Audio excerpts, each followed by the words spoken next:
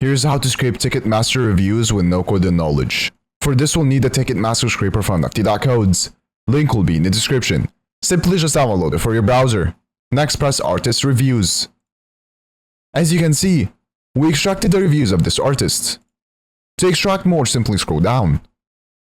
Then press more reviews. And there you go.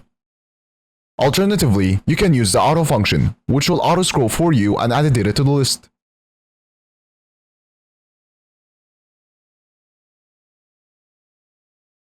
Once you're done, press stop.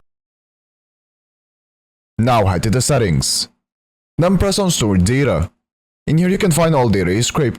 You can specify some data to delete or move to export. Now to customize this, press on customize. Then press on artist reviews. In here you can change the data however you want.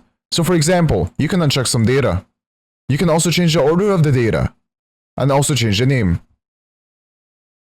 And also add the criteria to only scrape the products you are looking for. Once you're done, press save. You can also find more features in the add-on section. Now to export this, press add to export list. Then press export. You can export it in many different ways. I will export as HTML. After exporting, here is the data we extracted.